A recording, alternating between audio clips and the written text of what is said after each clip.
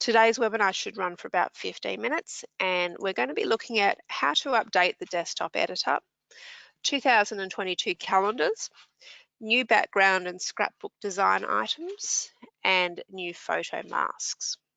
All right, let's get into it. So most importantly, how do we update the desktop editor? So it's important to make sure you're using the most up-to-date version of our editor. That will ensure that when you start a new project, you'll be creating the up-to-date version of that product, and you'll have all the latest backgrounds and masks, etc. So for example, you don't want to be making a calendar with last year's dates. So we encourage you to install the latest updates right away as soon as they become available. Generally, if there's a new update available, a prompt window will appear when you open the editor. It will look like the window on the left here. That's a Mac version, so if you're on Windows, it won't look exactly like that, but it will say the same thing. So when you click yes, it will bring up another window, and that window looks like the one on the right, and it shows you all the updates. So it's always make sure that you tick select all down the bottom, and that will install all the updates. So even if you don't think you'll ever use one of them, some of the updates relate to each other. So don't just pick and choose which ones you think are appropriate for you, just do them all. It's safer that way. Don't worry about the file sizes, they're really small, so updates won't take long to download, and they also don't take up much space on your computer. I will show you how to update once I finish the presentation, and we'll get into the editor. So after you've successfully updated, you will see the 2022 classic calendars are now available.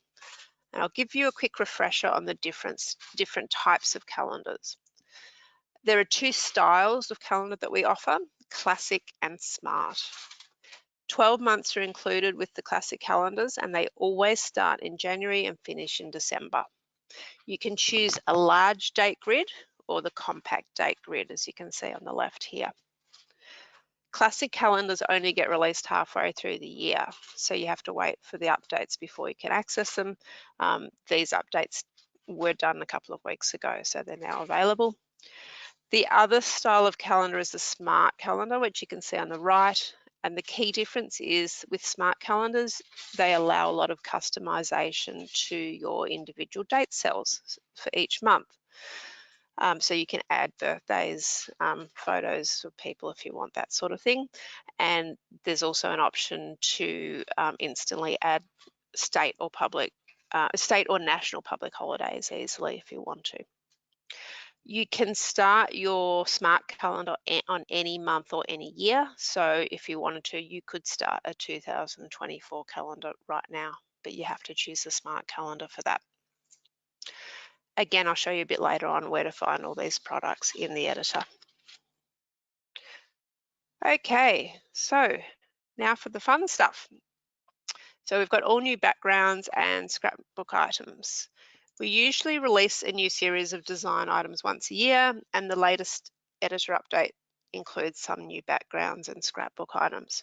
We've made it easy for you to find them by labeling them as new in the filter section, as you can see here. I'll demonstrate this in the editor in a moment. But here's a sneak peek at a selection of the new backgrounds to choose from.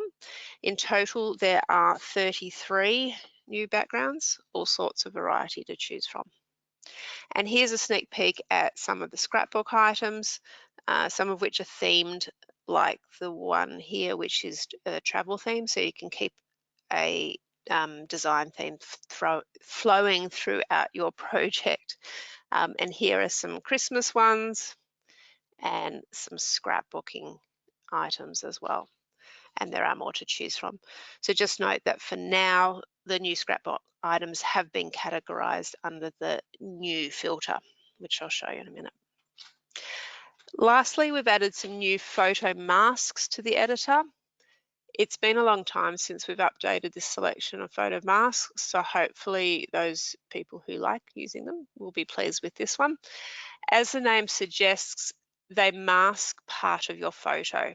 So essentially the mask hides the outside parts of your photo, and depending on which mask you choose, that will depend what your photo will look like and what shape it is. Here are a few examples of some of the new masks that you can now access. All right, let's jump into the editor and have a look at some of these new additions that we've talked about. So I've got the editor open. Now, firstly, I was just going to show you how to check for updates. Normally, if there are any, as soon as you open the program, it will tell you. But if you're worried or think you're missing something, just click on Start New Project. And at the bottom left of the next screen, there's a button that says Check for Updates. When you click that, it actually goes onto the web, and it will let you know if there are any new updates that you haven't done. I've already done the updates to the calendars and all the new scrapbooking and backgrounds, so I actually don't have any updates at the moment, which it will tell me in a minute. It could take a few seconds, but it will just say no updates available. I probably won't wait any longer because we don't really need to worry about it. So we'll just cancel. Oh, okay, it's told me no updates available. Okay, so next I'll just show you. So when you click Start New Project, you've got all your normal options, and here are your calendars. So we'll double click into calendars, and you'll see the top 6 items are your classic calendars. There are 6 because there are 3 different sizes. So you've got your 10 by 5 desk calendar, you've got 11 by 8 wall calendar and a 12 by 12 wall calendar, and you have each option in both SD, standard definition, and high definition. So that's why there are 6. Once you choose which one, say you want an 11 by 8, double click into it, and you'll then have the option of choosing whether you want a compact grid or a large grid, and you can choose that at that point. My computer's being a little bit slow, but hopefully I'll be able to show you. There you go. So you've got your large grid and your compact grid. If we go back to the calendars, so you've got your 6 classic calendars. If I scroll down, I then have at the bottom my smart calendars, and again the same 6 options, the 3 sizes, and both in SD and HD. So they're all there for you. Okay, let's cancel out of that, and I'm just going to open up a project that I already started this morning to show you some of the other features that we've talked about that are new. I'll just open up this document here, or project, and we'll show you some of those features. I'll go through some of the masks just to show you what's available. It's taking a minute again, but hopefully it will open up for us. Alrighty.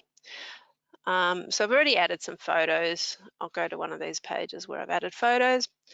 Now, down the bottom, you have your page styles, masks, backgrounds, etc. So we'll click on masks, and you can see you don't have to filter them at all if you want to see all the masks available. But if you want to see just the new ones that we've added, we'll just click on this new button here, and here's all the new ones.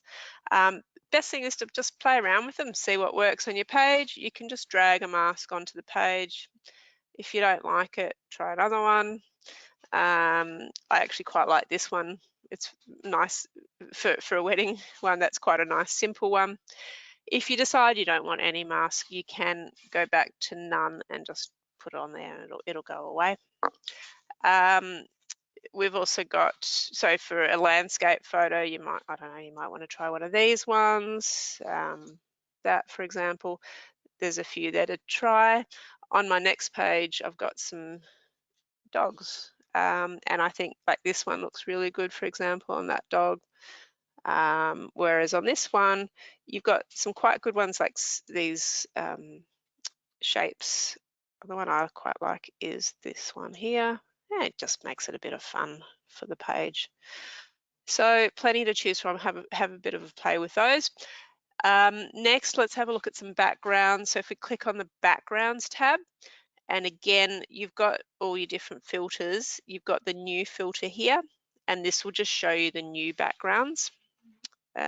So you can see there's quite a few here. Depends what you like. Some of them are quite bold and some are a bit more simple. So, you know, this dog one, I could put a blue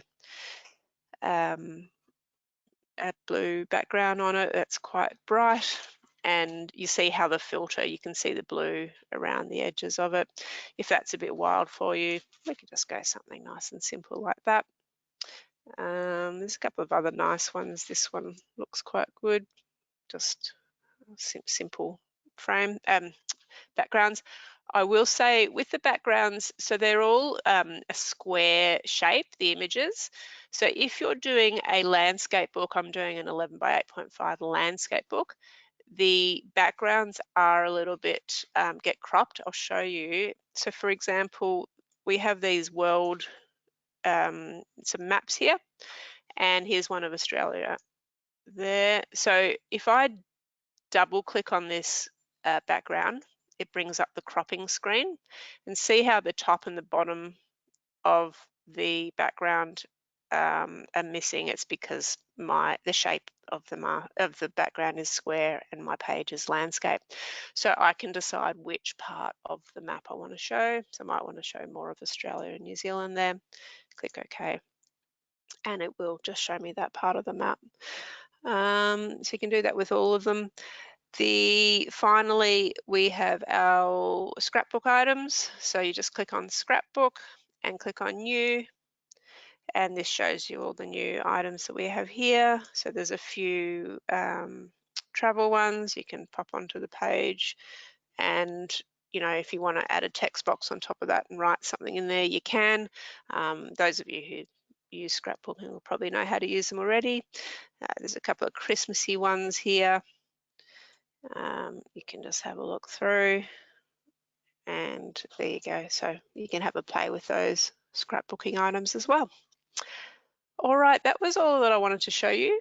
If you have any questions, now's a good time to send them through while I do a quick recap of what we've talked about, and then I can answer any of your questions. So we'll go back to my slideshow, and basically, just as I've said, make sure that you always keep the editor up to date so that you've got the latest version and latest additions to it. 2022 calendars are now available in both classic and smart calendars, so you can start making your Christmas presents already. And you can find all our new background scrapbook items and masks if you click on the new filter at the bottom of the editor. All right, give me a moment and I'll check if there's any questions.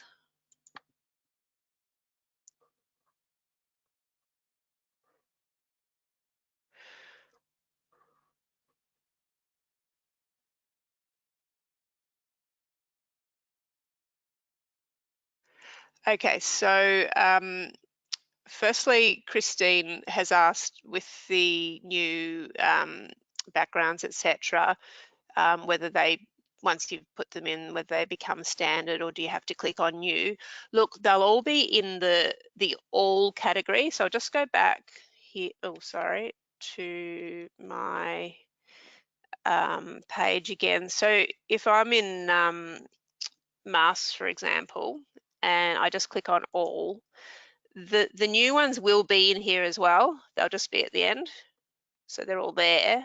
But if you just want the new ones, you know, if you want to know which ones are new and which ones are old, you can just click on the new filter and it'll only show you the new one. All right. Now, Pat has asked, can you make a calendar with a start on a Sunday? Yes, you can, only with smart calendars. Basically, once you're in the calendar, you can choose what day of the week appears first. That's quite a specific question. So maybe Pat, give us a call and one of us, or send us an email and we can tell you exactly how to do that. But yes, you can do that. Alrighty. One sec. Now, Judy said she's having trouble using the text box and whether we could demonstrate. I'm not sure if you're talking about within a calendar or within just any project. I'll go back to my, oops, sorry. Go back to my project here. If basically it's the same with any product. If you want to add a text box, you just click on this text box option here, and it adds a text box to your page, which it hasn't done, sorry. There it is. And you can put that text box anywhere you want, and you can just double click to type into it. Again, it is quite a specific question. If you do want to give us a call, we'll be happy to help you through. With calendars, it is a bit different with adding text, and it is quite specific. So quite happy to show you how to do that. We actually have done a webinar on calendars, which you can have a look for, and it shows you how to add text to smart calendars. Again, feel free to send us an email or give us a call and we'll tell you how to do that or show you that webinar that, that teaches you how to do it. Let me just check if there are any other queries. I think that is it for now.